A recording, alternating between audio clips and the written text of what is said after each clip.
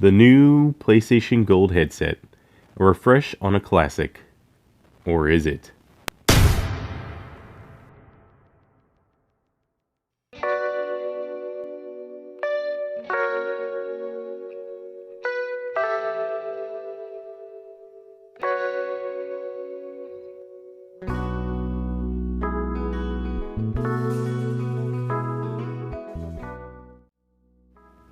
You know, I wasn't planning to do a review on this headset. After all, it is just the original PlayStation Gold headset with some aesthetic changes, right? I'm sure others assumed this as much as I did. Well, after using it for some time now, I feel Sony has taken liberties in actually improving the headset over the original, while making some odd choices on the software front that we will definitely need to talk about eventually in this review. But first, let's talk about what you'll be seeing before experiencing anything else. The design. Upon looking over it, the new PlayStation Gold headset has definitely improved for the better. Abandoning the constant rattle of the original hinge design on the Gold and even Platinum, we now have a single headband that feels strong enough to stretch to a point that would have broken the original Gold headset. Many can remember that over time, cracks would start appearing on the headband of the original Gold headset. Stress points, due to the cheap plastic Sony utilized. This is something you don't have to worry about with this new headset, as it's quite robust from what I can tell.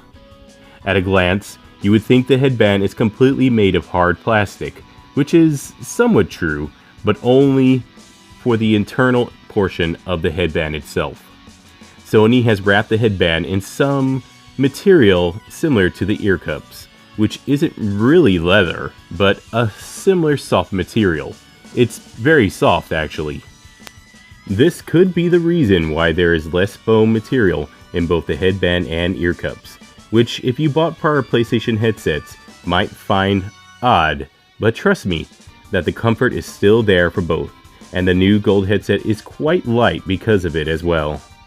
Ear cups can be adjusted on the headband itself and are still pretty deep too, like the Platinum headset. I'm sure those who've had the original Gold headset can speak on the fact that in the past, your ears may slightly touch the inner felt that lay against the speaker grill.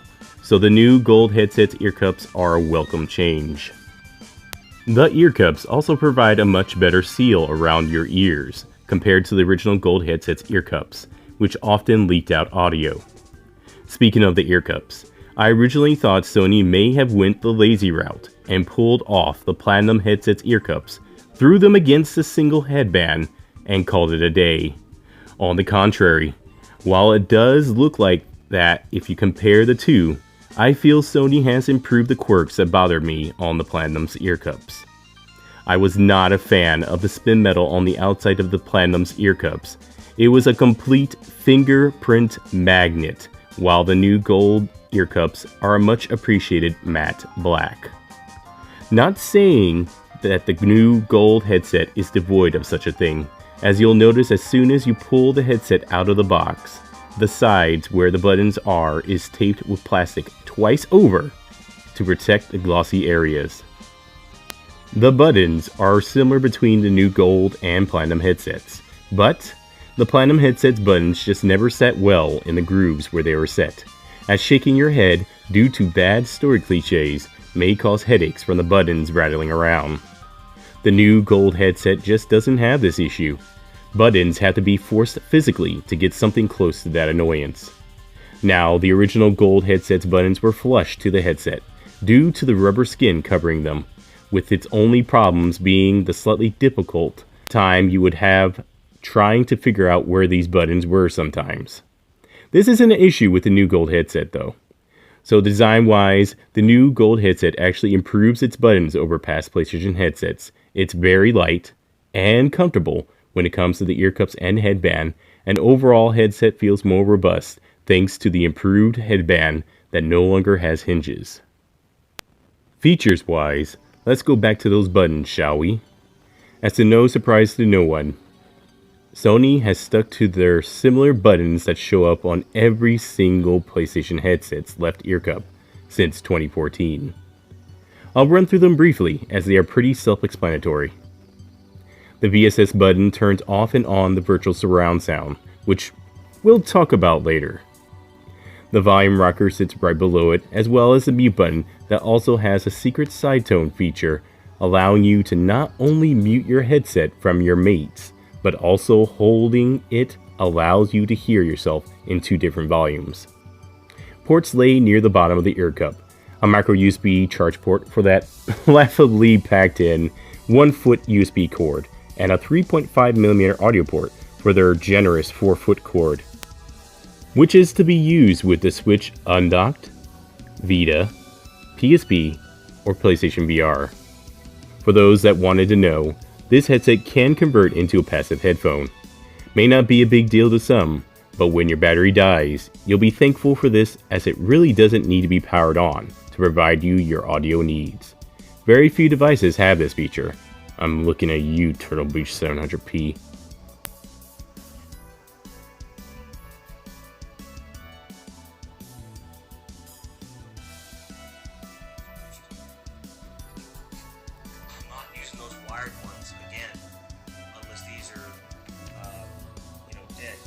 By the way, if that happens, guess what? You can use them wirelessly while they charge. And I charged them while using them, and it took about an hour. So, I don't see a downside at all. Great headsets. Snag them. And in the meantime, keep on riding. A switch is followed after for turning the headset off and on, but in particular allows you to change between the first setting being the default flat audio preset, or second setting that is a bass boost preset when you first use the headset, of course. The second setting is also a custom preset slot for easy swapping of audio presets provided by the companion app on PS4. We'll get to that later. I will say, depending on the custom audio profile you choose, battery life will vary from 7 to 10 hours, but for a wireless headset, it's not too shabby. The last button is an audio mixing rocker, allowing you to prioritize between the chat and game audio. Now, there is one more hardware item that is underutilized, I believe, by every PlayStation headset owner: the dongle. Yes, it's super simple to set up, much better than a majority of wireless headsets, requiring an optical cable, power cord, some sort of dock or base item to be set on your desk or table, and possibly a charge cord for the headset itself. For the PlayStation headset to work, you simply plug in the single dongle into your device of choice, and your headset works instantly and wirelessly. Yes, I know the Gold headset needs a charge cord, but you can simply use the same cord used by your controller if need be. Life hack moment: buy yourself a USB extender. Costs like $6, but definitely worth it. This allows you to avoid the odd signal popping mentioned by other owners, and strengthens the signal further in your home, as the dongle should now be laying on your floor instead of being so close to the PS4 device itself, which houses other streaming components within that may interfere with it. Now, if you look on the box, it says that the new Gold headset can only work with the PS4 and PlayStation VR, but I'm here to tell you it's wrong. It works on practically any device with a USB, even micro USB. Plug the dongle into a PC and works. No additional software needed to be downloaded.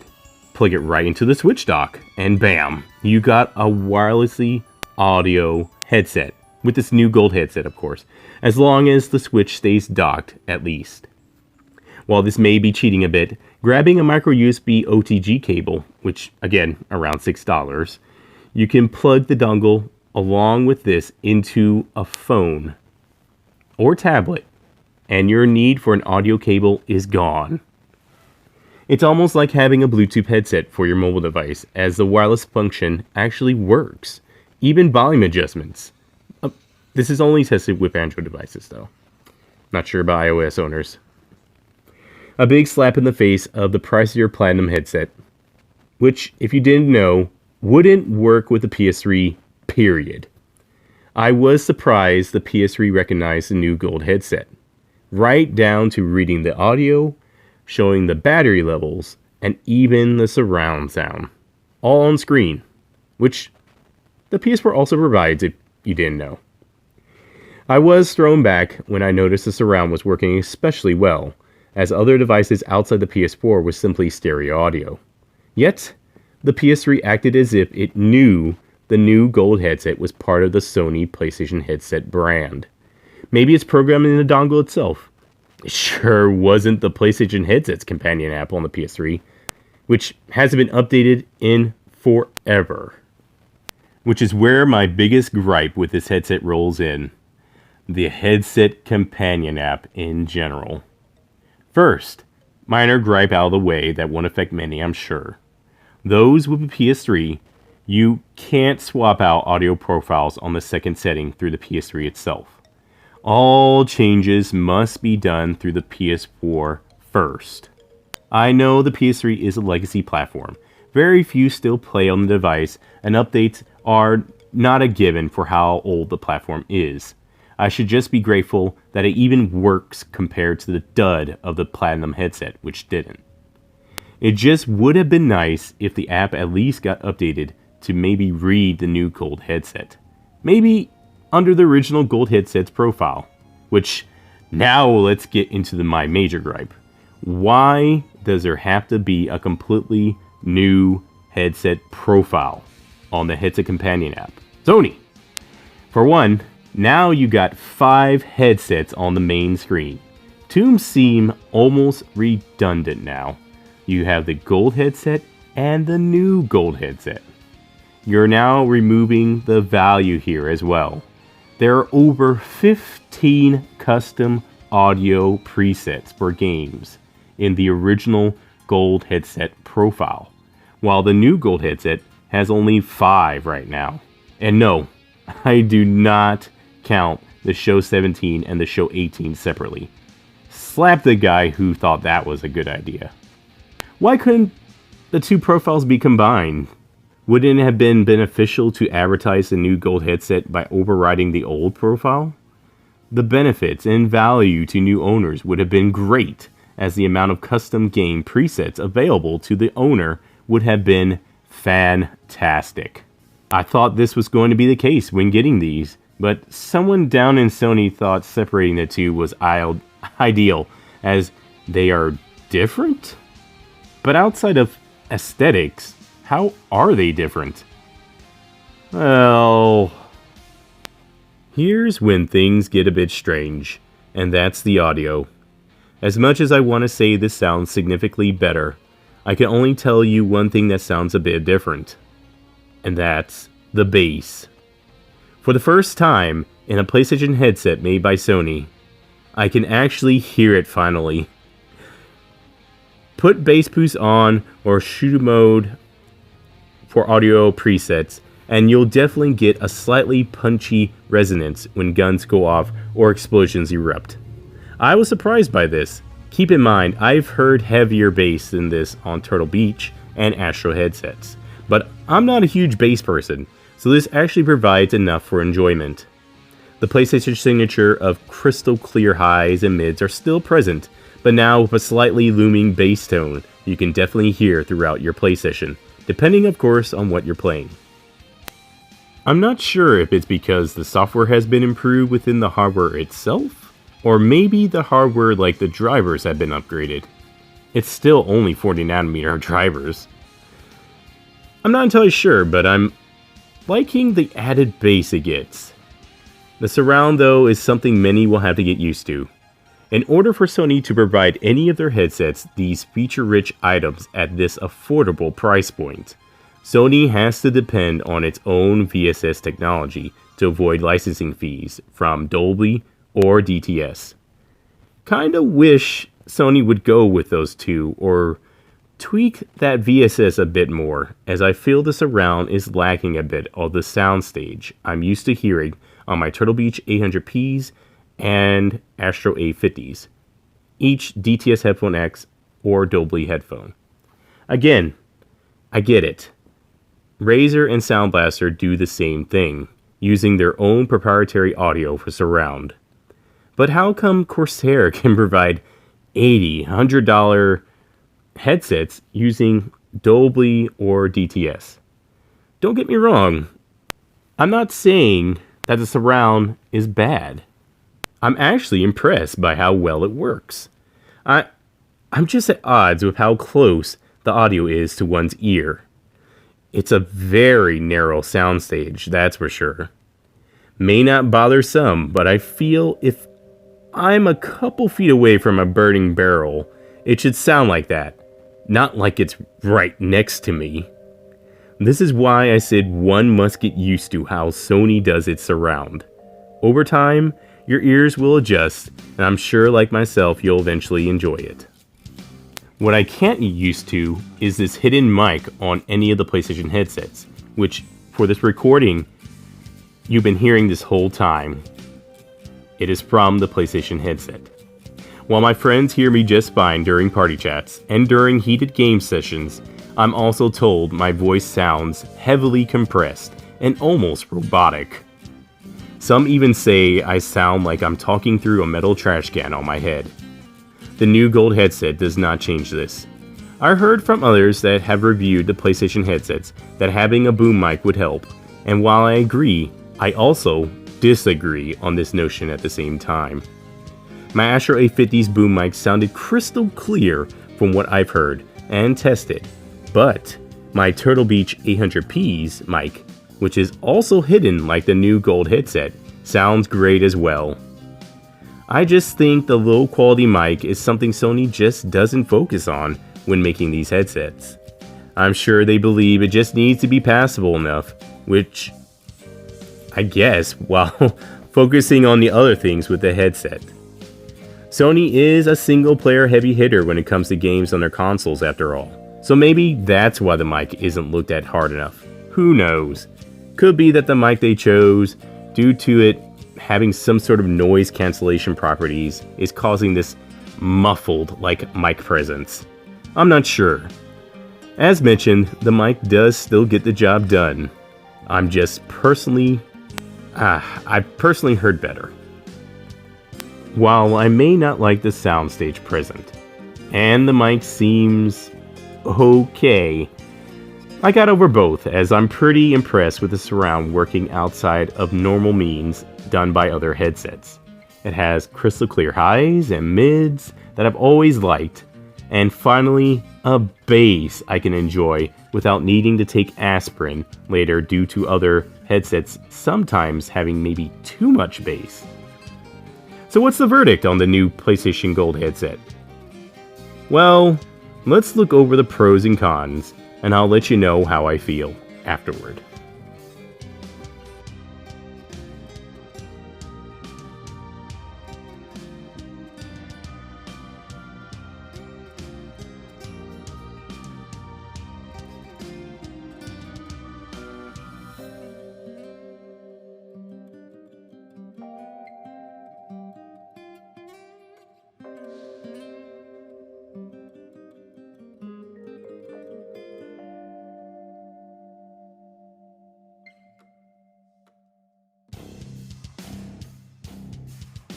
For $99, like the original gold headset mentioned by many, you get the best bang for your buck when it comes to a very comfortable and lightweight wireless headset that provides good highs and mids, surprising bass, and surround while improving its original problems by being the most robust outing, period, for a PlayStation headset.